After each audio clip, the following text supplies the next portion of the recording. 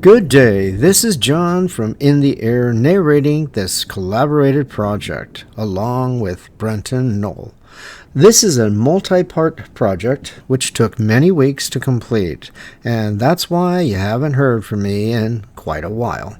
This asks the question, when is one idea a new one, someone else's, or a coincidence? You are going to see some examples that we will be covering and explain who thought of it first. Did someone copy? We're going to focus on I Dream of Jeannie versus Bewitched. But along the way, other shows will come into play. Soon it will be the 60th anniversary of I Dream of Jeannie. Today, we are going to discuss and debunk several misconceptions about the beloved classic television series, as well as celebrate its decades-long success. Although I Dream of Jeannie is a beloved icon TV series still seen around the world today, there are many misconceptions about the series that have been around for years. Classic TV background. Before we delve into the misconceptions about I Dream of Jeannie, we should first look back at the history of fantasy sitcoms on primetime TV. The very first fantasy-based sitcom was Topper. Ann Jeffries as Ma'am Kirby, the ghostess with the mostest. Robert Sterling as George Kirby, that most sporty spirit. And Leo G. Carroll, host to said ghosts, as Topper,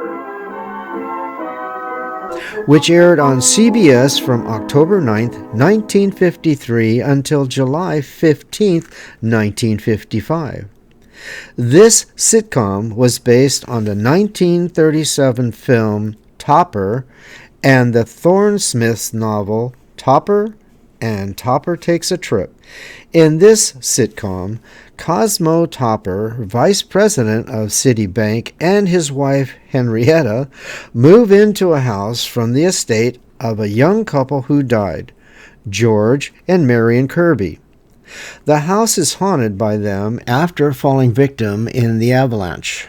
Topper is the only one who's able to see or hear them. The series came in number 24 in the Nielsen ratings for the 1954 through 1955 season and was nominated for an Emmy for Best Situation Comedy in 1954. TV wouldn't see another sitcom about a ghost until The Ghost and Mrs. Muir premiered in 1968. It was based on a 1947 film by the same name. The second fantasy series, Mr. Ed, about a talking horse who would only talk to his owner. Hello, I'm Mr. Ed.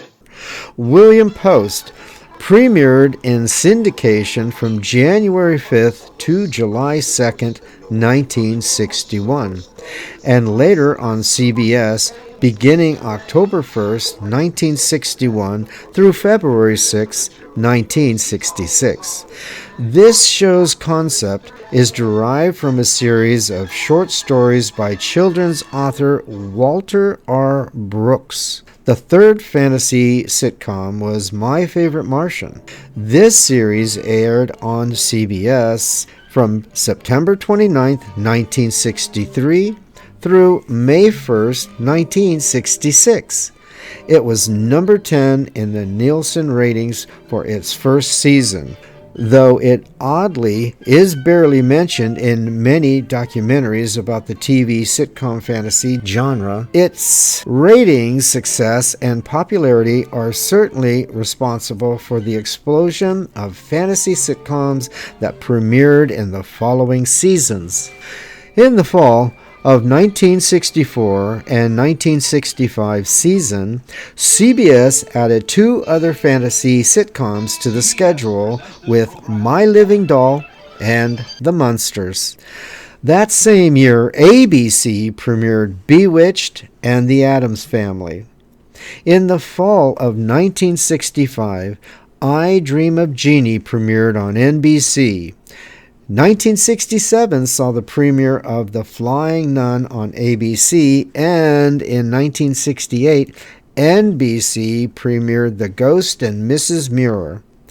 This gives some background on the history of the fantasy sitcom genre in television.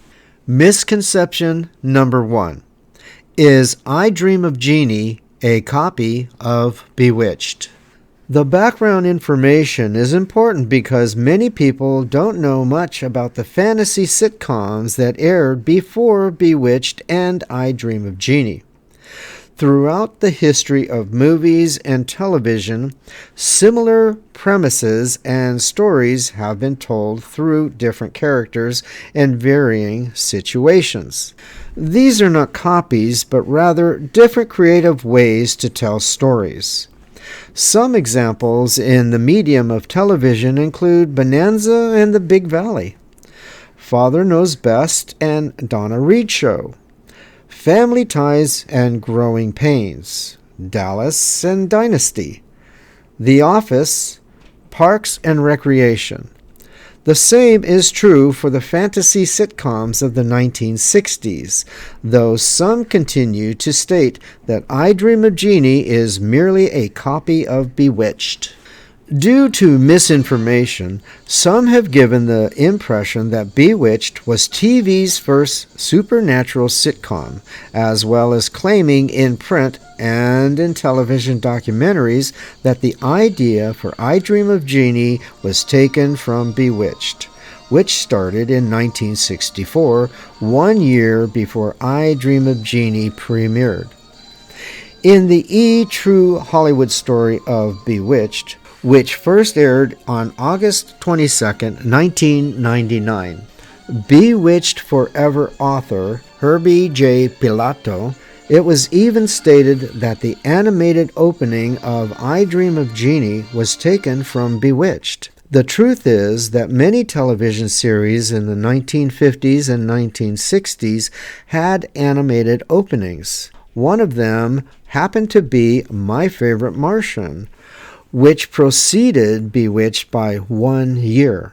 All of these fantasy-based sitcoms are totally different, and the setting and characters from each show are nothing alike. My Favorite Martian had a blonde male character with unearthly powers. Bewitched and I Dream of Jeannie featured blonde-haired women with unearthly powers. Other than these similarities, the shows were very different.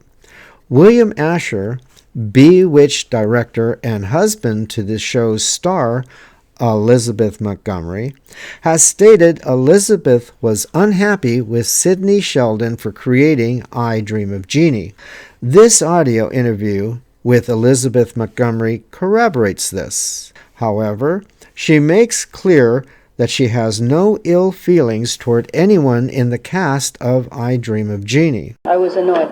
That does not mean that I was annoyed at Barbara or at Larry Hagman or at any of those people I was annoyed at Sidney. Bewitched director William Asher was married to the show's star Elizabeth Montgomery. During the show's run in prime time, he has brought up the subject of Montgomery's feelings on the subject several times in different interviews starting in the late 1990s and beyond. But Montgomery did not bring the subject up in television interviews. Until the late 1990s, this controversy had not come up in interviews. Incidentally, these interviews with William Asher began shortly after both shows began airing on the popular cable network Nick at Night, which saw a resurgence of both series' popularity with a new generation of viewers. When the shows first began airing, the network launched a viewer call-in contest to see whose powers are greater, Jeannie or Samantha. What this ultimately did was pit some very diehard fans of each show against each other. Unfortunately, this animosity has only increased over the years with several interviews of William Asher and a few others accusing I Dream of Jeannie of being a ripoff of Bewitched as well as stealing specific storylines. So I was writing both shows at once because I had no idea that it couldn't be done, so I did it. The truth is that Sidney Sheldon had an idea for a TV series about a spirit until he saw the feature film The Brass Bottle, starring Burl Ives as a genie in a huge lamp, found by Tony Randall's character. Barbara Eden played Tony Randall's fiancée. After seeing the film, he scrapped the idea of a spirit and thought it would be fun to do a show about a fun-loving, nubile female genie, which had never been done before. Sheldon searched for a dark-haired Middle Eastern type to play the part. Not only was he looking for someone who fit the part, but he also wanted to avoid comparisons with the blonde-haired witch, Samantha, on Bewitched. Sheldon could not find the innate qualities that his genie possessed. That is, until he met Barbara Eden. According to Barbara Eden, Sidney Sheldon called her at home and said, "I understand you are my genie." That is the inception of his creation for I Dream of Jeannie. In fact, the pilot script was completed on August 27, 1964. Bewitched did not even premiere on ABC until the next month, September 17, 1964. Sol Sachs, who wrote the pilot episode of Bewitched, stated that the 1942 feature film I Married a Witch, which interestingly features a character named Tabitha, and the 1958 feature film Bell Book and Candle were both inspirations for Bewitched.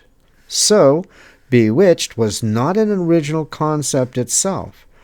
In the True Hollywood story of Bewitched, Sachs stated he was afraid they would be sued for doing Bewitched until he was told Columbia Pictures, who owned Screen Gems, the television division producing Bewitched, also owned both movies. Actually, Columbia Pictures does own Bell Book and Candle, but does not own I Married a Witch.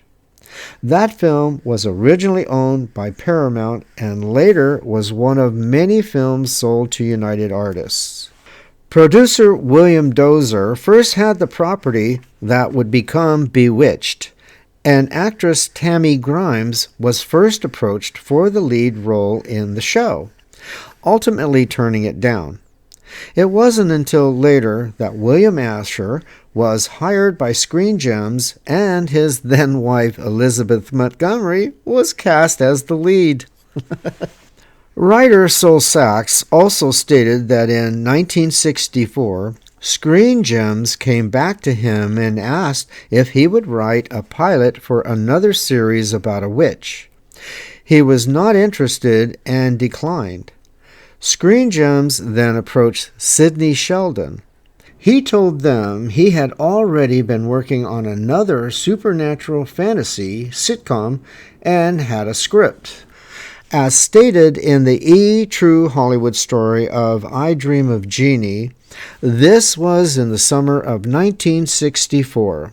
Again, the first draft of the pilot for I Dream of Jeannie was completed in August of 1964, and it was filmed in December of 1964. That means Sidney Sheldon had to write, cast, produce, and film it in 4 months in California while continuing to work on The Patty Duke Show, which was filmed in New York due to the child labor laws in California. Working bi-coastal gave him very little time to watch any television or do anything else other than work night and day on both of his television series. The research and timeline show I Dream of Jeannie was not a copy of Bewitched. The only correlation between the two shows, other than both being filmed at Screen Gems, is that the success of Bewitched on ABC most likely fast-tracked NBC giving I Dream of Jeannie the green light. However, the success of My Favorite Martian on CBS certainly did the same for ABC's Bewitched. Well, that's what I had for you in this one. Remember, this is only part 1 of a multi-series on this subject. If you enjoyed this video, click the thumbs up and like button. Maybe consider subscribing. If you click the bell, it will alert you to my next video. Maybe check out one of these others. Take care, and I'll see you in the next one.